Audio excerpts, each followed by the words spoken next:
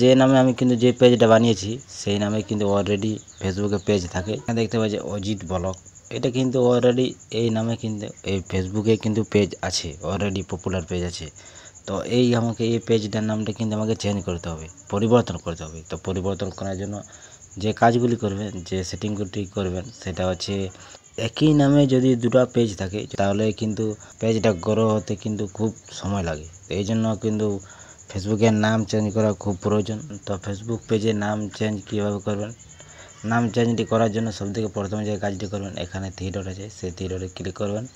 Three ডটে click করার পর এরকম আপনার কাছে ইন্টারফেস আসবে। ইন্টারফেসটি আসার পর এখানে আপনারা ক্লিক করবেন সেটিংয়ে ক্লিক করার পর এরকম আপনারা ইন্টারফেস দেখতে পাবেন। তারপর কিন্তু স্ক্রল করবেন, স্ক্রল করার পর এখানে দেখতে পাবেন audience and visibility. Audience and ভিজিবিলিটিতে দেখার পর নিচের দিকে একটু দেখবেন পেজ সেটআপ। এই পেজ সেটআপে আপনারা ক্লিক করবেন। পেজ সেটআপে ক্লিক করতে দেখতে পাবেন এখানে আপনার যে পেজের নামটা আছে, ফেসবুক পেজের নামটা, সেটা কিন্তু আপনি দেখতে পাবেন। এবং এটা চেঞ্জ করার জন্য আপনাদেরকে সবথেকে যে কাজটি করতে হবে, এখানে দেখতে পাচ্ছেন ভিউ আছে, এই ভিউ বোতামে আপনি ক্লিক করবেন।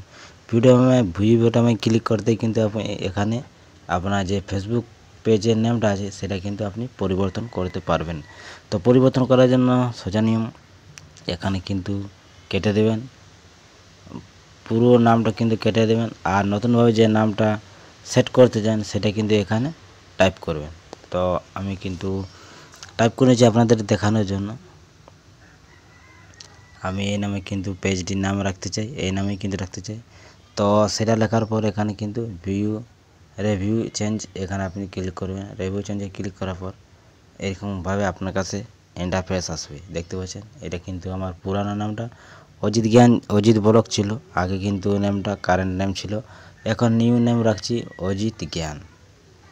তো অজিত ব্লকের পর অজিত জ্ঞান আমি রাখছি। এখানে কিন্তু সাবমিট ফর অ্যাপ্রুভাল, এখানে ক্লিক করলে কিন্তু আমার সেই নামটা কিন্তু আপডেট হয়ে যাবে। আর একবার কিন্তু চেঞ্জ করলে কিন্তু 60 দিনের আগে কিন্তু আর চেঞ্জ করতে পারবে না, 60 দিনের পরে কিন্তু আবার চেঞ্জ করতে পারবে। তো সেটা ভেবে চিন্তে কিন্তু আপনি ফেসবুক পেজের নাম চেঞ্জ করবেন।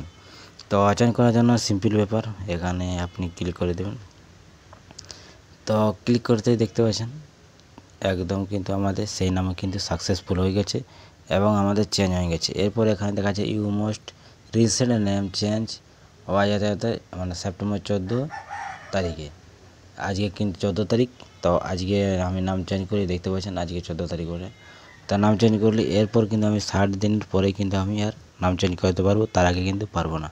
সেটাই কিন্তু ভেবে চিন্তে আপনারা নাম চেঞ্জ করবেন। তো এই ছিল আজকের ভিডিও যদি ভালো লাগে তাহলে চ্যানেলটিকে সাবস্ক্রাইব করে অবশ্যই সাপোর্ট করবে এরকম নতুন নলেজেবল ভিডিও সবার আগে সবার প্রথম পাওয়ার জন্য।